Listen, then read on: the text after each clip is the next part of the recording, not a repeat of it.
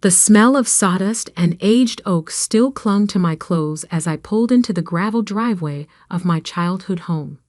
It was Thursday evening, and I'd spent the last 12 hours in my father's workshop, carefully cataloging his tools for what I thought would be a proper inventory. Dad had been gone 3 months now, and I was finally ready to organize the space that had been his sanctuary for over 30 years. My name is Jake Morrison, and I'm a master carpenter with 15 years of experience building custom furniture for clients across the Pacific Northwest. Everything I knew about woodworking, I learned from my father, Thomas Morrison, in that very workshop behind our family home in rural Oregon. While other kids played video games, I was learning to read wood grain, understanding the difference between a mortise chisel and a paring chisel, and developing the patience that separates true craftsmen from weekend hobbyists. What most people didn't know was that my expertise extended beyond woodworking. During my time at Oregon State, I double majored in forestry and geology, writing my senior thesis on mineral deposits in the Cascade Range. I understood soil composition, mineral rights law, and land surveying almost as well as I understood dovetail joints and wood finishing. The house looked different in the fading light. My mother, Linda, had remarried 2 years ago to Frank Kellerman, a loud, heavy-set man who sold insurance and treated our family property like his personal kingdom. Frank had never understood my father's workshop, viewing it as a waste of valuable space that could be better utilized. As I walked toward the back door, something felt wrong. The workshop, which should have been locked tight, stood wide open. Light spilled from the doorway, and I could hear voices, multiple voices, coming from inside. I quickened my pace, rounding the corner of the house to see a sight that stopped me cold. 3 men were systematically loading my father's tools into a large pickup truck. His prized 1952 Delta table saw, the hand planes he'd inherited from his own father, the custom-built workbench where I'd learned to turn my first bowl. Everything was being carried out like inventory from a closing store. "Hey!" I called out, breaking into a run. "What the hell is going on here?" Frank emerged from the workshop, a clipboard in his hand and a satisfied smirk on his face. He wore his usual uniform, khaki pants that strained against his belly, a polo shirt with visible sweat stains, and the kind of cheap dress shoes that squeaked when he walked. "Jake," he said, not bothering to look apologetic, "didn't expect you back so soon. Why are these men taking my father's tools?" I demanded, watching as one of them struggled to load Dad's precision router table. Frank's smirk widened. "Your daddy's gone, boy. Time to stop living in the past." The casual cruelty of those words hit me like a physical blow. I looked at the men loading the truck. They moved with the efficiency of professionals, clearly not random thieves but legitimate buyers who'd arranged this transaction. "You sold them," I said, the reality sinking in. "Damn right I did," Frank replied, consulting his clipboard. $8,000 for the lot. Not bad for a bunch of old tools gathering dust. $8,000. I knew the value of those tools better than anyone. The Lie-Nielsen hand planes alone were worth $3,000. The vintage Stanley chisels, still sharp after decades of use, were collector's items worth hundreds each. The total value was closer to $30,000. "You can't do this," I said, stepping toward the truck. "These tools belong to..." "To who?" Frank cut me off. "Your dad's dead, Jake. And last I checked, this property belongs to me and your mother now." One of the buyers, a thin man with calloused hands, looked uncomfortable. "Maybe we should wait," he said to Frank. "If there's a family dispute." "There's no dispute," Frank said firmly. "I've got the bill of sale right here." Everything's legal. He pulled a folded paper from his pocket and waved it in my direction. I could see my mother's signature at the bottom, right next to Frank's scrawled name. "Where's my mother?" I asked. "Linda's inside watching her shows. She agrees this is for the best. Can't have you hanging around here forever, playing with Daddy's toys." The men continued loading, and I watched each piece of my inheritance disappear into the truck bed. The spokeshave my father had made by hand. The mortising machine he'd saved for months to buy. The collection of wooden handles, each one worn smooth by decades of use. "This isn't over," I said quietly. Frank laughed, a harsh sound that echoed off the workshop walls. "Yeah, it is. You need to grow up, Jake. Find yourself a real job instead of playing carpenter with dead man's tools." I watched the truck drive away, taillights disappearing into the Oregon darkness. Frank headed back toward the house, whistling tunelessly, leaving me standing in the empty workshop. The space felt hollow now, echoing with the absence of 30 years of accumulated craftsmanship. But as I stood there in the dim light, I remembered something Frank had overlooked, something my father had specifically mentioned to me just months before his death. "Jake," Dad had said, sitting on his workbench after finishing a particularly challenging restoration project, "there's something you need to know about this land. Something I never told Linda or anyone else." He pulled out a manila envelope from his desk drawer, yellowed with age. Inside were documents I'd barely glanced at then, focused as I was on learning his techniques for steam-bending wood. When my father bought this property in 1963, Dad had continued, he made sure to retain the mineral rights, separate from the surface rights. "I've never done anything with them, but they're yours when I'm gone, all legal and proper." At the time, I'd nodded absently, more interested in discussing lumber grades than legal documents. But now, standing in the violated space of my father's workshop, those words took on new significance. I drove home to my apartment in town, my mind racing. That night, I pulled out every document my father had ever given me, searching through the box I'd stored in my closet after his funeral. Birth certificates, insurance papers, the deed to his workshop space, and there, at the bottom, the mineral rights documentation. The papers were complex, full of legal language that took me hours to parse. But the essentials were clear. Thomas Morrison had retained exclusive mineral rights to a 12-acre parcel that included the workshop, the surrounding forest, and the hillside behind the house. Those rights were specifically bequeathed to me, his son, completely separate from any property transfer involving the surface land. More importantly, I remembered something from my geology coursework. The Cascade Range was rich in zeolite deposits, minerals used in water filtration, industrial catalysts, and construction materials. A professor had mentioned that particular area of Oregon as having significant commercial potential that had never been properly surveyed. The next morning, I called Peterson Geological Surveys, a firm I'd worked with during my university research.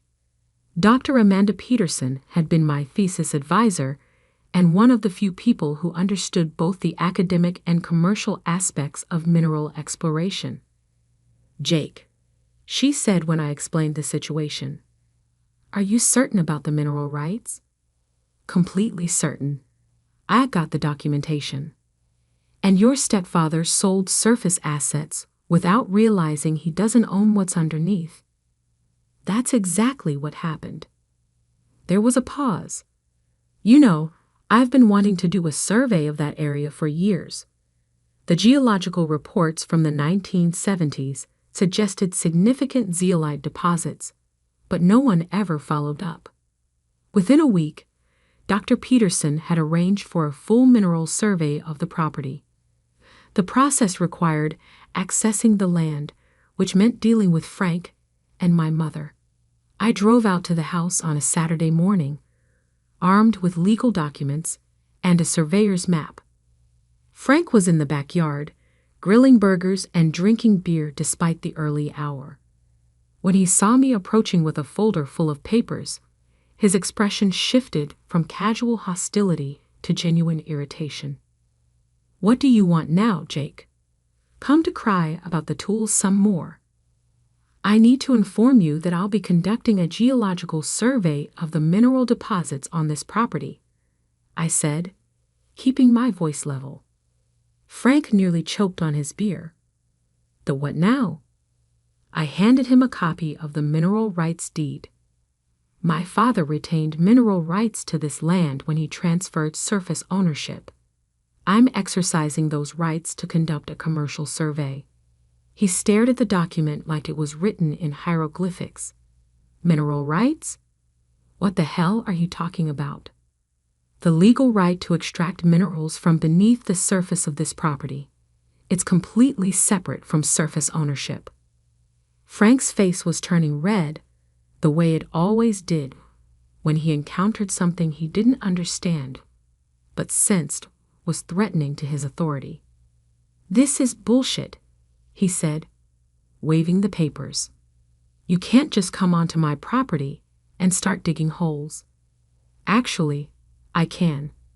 The mineral rights grant me legal access to the property for the purpose of exploration and extraction. You'll want to have your attorney review those documents." My mother appeared on the back porch, drawn by the sound of Frank's raised voice. Linda Morrison Kellerman was a small woman who'd always deferred to the men in her life. First my father, and now Frank. "What's going on?" she asked, wiping her hands on a dish towel. "Your son thinks he can dig up my backyard," Frank said. "It's not your backyard when it comes to mineral rights," I corrected. Dad made sure of that. The survey took 3 days. Dr. Peterson's team used ground-penetrating radar, soil samples, and core drilling to map the subsurface geology. Frank spent most of those 3 days standing on the porch, glowering at the activity, but legally powerless to stop it. On the 3rd evening, Dr. Peterson called with preliminary results. "Jake," she said, and I could hear the excitement in her voice, "you need to sit down." "What did you find?" "One of the richest zeolite deposits I've ever surveyed. High-grade clinoptilolite, running through the entire hillside. Conservative estimates put the commercial value at over $2 million. I sat down heavily in my kitchen chair. $2 million. Minimum. Could be significantly more depending on extraction efficiency and market conditions. There's enough here to supply the entire Pacific Northwest water treatment industry for decades. That night, I called 3 mining companies that specialized in zeolite extraction. By morning, I had preliminary offers from all 3, with the highest bid coming in at $2.3 million for exclusive extraction rights over a 10-year period. The irony wasn't lost on me. Frank had sold $8,000 worth of my father's tools to clean up the property, not realizing he was sitting on a fortune that belonged to me. I waited a full week before returning to the house. This time, I brought my attorney, Marcus Webb, a man who specialized in mineral rights law and had handled several major extraction deals in Oregon. Frank was washing his car in the driveway when we pulled up. He straightened slowly, water dripping from the sponge in his hand, watching us approach with obvious suspicion. "Frank," I said politely, "this is Marcus Webb, my attorney. We need to discuss the mineral survey results." Frank's expression shifted from suspicion to alarm. "What kind of results?" Marcus stepped forward, briefcase in hand. "Mr. Kellerman, my client's mineral survey has revealed commercially viable deposits beneath this property. We're here to notify you of pending extraction operations." "Extraction operations?" Frank's voice cracked slightly. I opened a folder and showed him the survey maps. There's a zeolite deposit running through the entire hillside behind the house, worth approximately $2.3 million in extraction rights. Frank stared at the geological charts as if they might suddenly make sense. What does this mean? It means, Marcus said, that Mr. Morrison has legal right to extract those minerals. The process will require heavy machinery, excavation equipment, and around-the-clock operations for several months. The color drained from Frank's face. Heavy machinery? On my property? The mineral rights include surface access for extraction purposes, I explained. We'll need to bring in mining equipment, establish staging areas, and create access roads for the trucks. You can't do this, Frank said, but his voice lacked conviction. Marcus pulled out another set of documents. Mr. Kellerman, I suggest you review these mineral rights provisions carefully. Your attorney will confirm that surface owners have very limited ability to restrict subsurface extraction activities. Frank looked around wildly, as if searching for someone to appeal to. Linda, he called toward the house. My mother emerged, looking tired and confused. She'd aged noticeably since my father's death, and Frank's constant belittling had only made things worse. What's happening? She asked. Your son is trying to destroy our property, Frank said. I'm exercising legal rights that Dad specifically left to me, I corrected. The same way you exercised your right to sell his tools. The parallel wasn't lost on my mother. She looked from Frank to me, understanding beginning to dawn in her eyes. How much money? She asked quietly.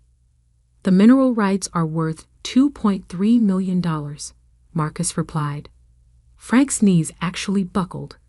He leaned against his half-washed car, staring at us in horror. $2 million. 300,000. I corrected. The extraction company's offer is for $2.3 million. The silence stretched for nearly a minute. Frank opened and closed his mouth several times, but no words came out. Finally, he managed to speak. There has to be some mistake. No mistake, Marcus said. The geological survey is conclusive, and the mineral rights documentation is ironclad. Mr. Morrison's father was very thorough when he structured the property transfer. I watched Frank process this information, seeing the exact moment he realized what he'd done. He'd sold my father's tools for $8,000 while sitting on land that would generate nearly 300 times that amount. Land he couldn't touch legally. The extraction process will begin in 6 weeks, I continued. You'll want to prepare for significant disruption to your daily routine. Disruption? Frank's voice was barely a whisper. Marcus consulted his notes. Excavation equipment operates from 6 a.m. to 10 p.m., 6 days a week. There will be truck traffic, industrial noise, and temporary access roads through portions of the surface property. Frank sank onto the hood of his car, the weight of his mistake finally hitting him. This will destroy the property value. Surface property value, I agreed. But as you pointed out, I need to stop living in the past.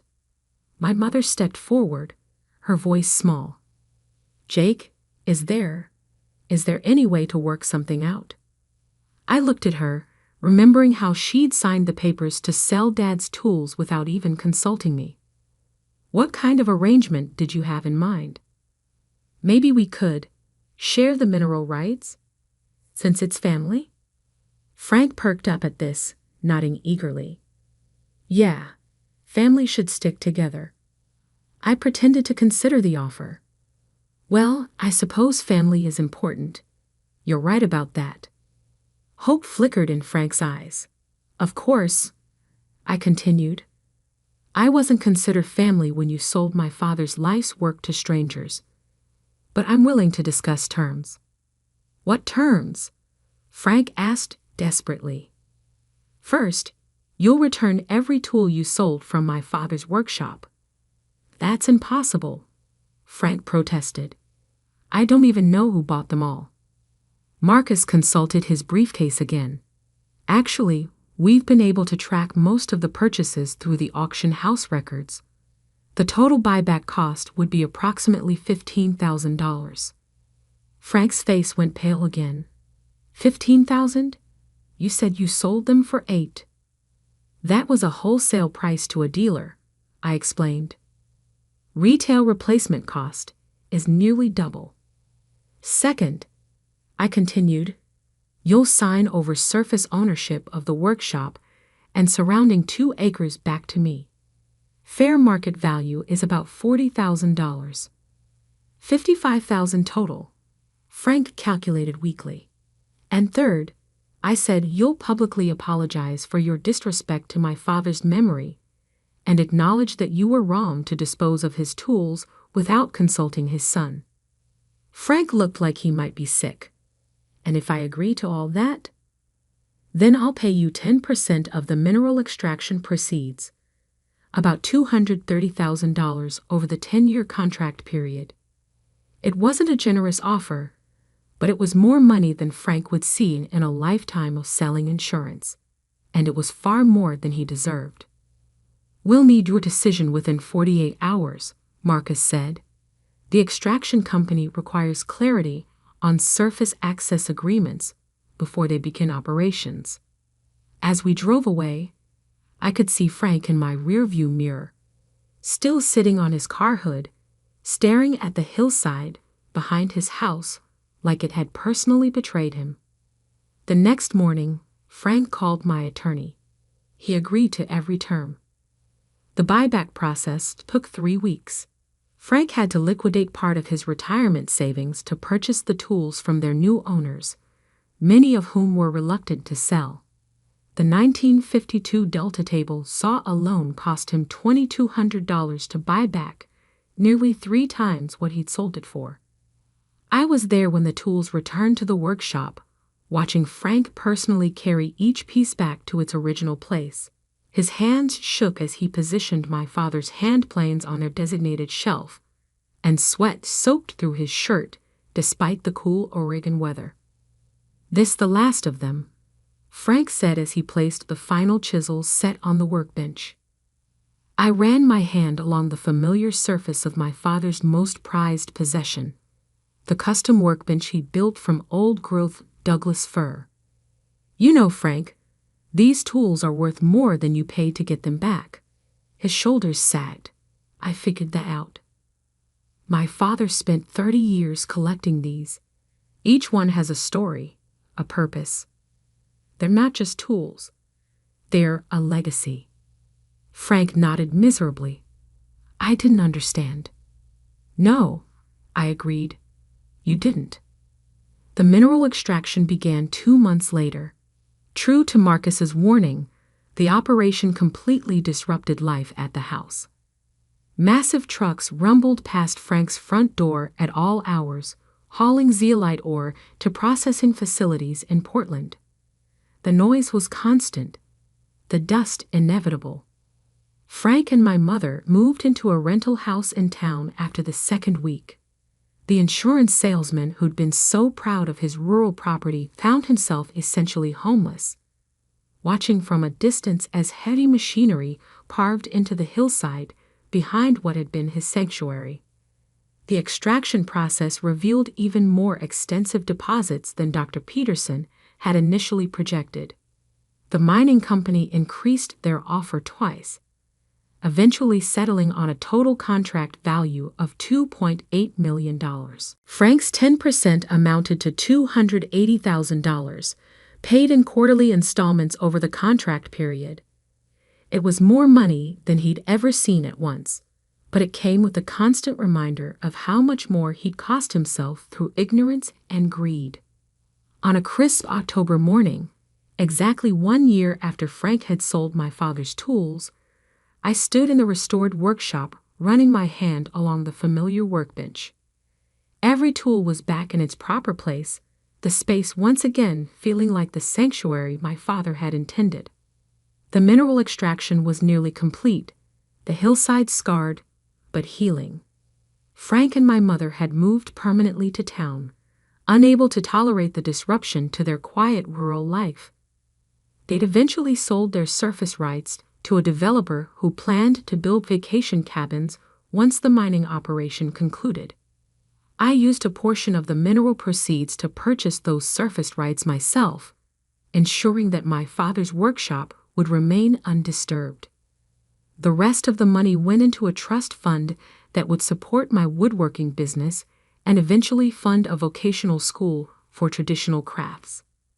Sometimes I think about Frank's incredulous question, $2 million? He'd said it like an accusation, as if I'd somehow cheated him by knowing things he didn't. But that was always his problem. He never understood that knowledge has value, that respecting the past can unlock the future, and that dismissing someone as a dreamy boy playing with daddy's toys can be the most expensive mistake of your life. My father had taught me that good craftsmanship requires patience, attention to detail, and respect for the materials you work with. Those same principles applied to legal documents, mineral rights, and family relationships. Frank had failed to understand any of them. As I selected a chisel from my father's restored collection and began work on a new project, I could almost hear Dad's voice echoing in the workshop. Measure twice, cut once, son, and always check your facts before you make a deal. It was advice Frank probably wished he'd received before he decided to sell a dead man's tools and sit on a fortune he didn't know he couldn't touch. The workshop was quiet now, except for the familiar sounds of woodworking, the whisper of sharp steel through aged hardwood, the gentle tap of mallet on chisel, the soft susurrus of sandpaper smoothing rough edges. These were the sounds of patience rewarded, of legacy preserved, and of justice served with compound interest. Outside, autumn rain drummed against the windows, and the scarred hillside slowly began its recovery.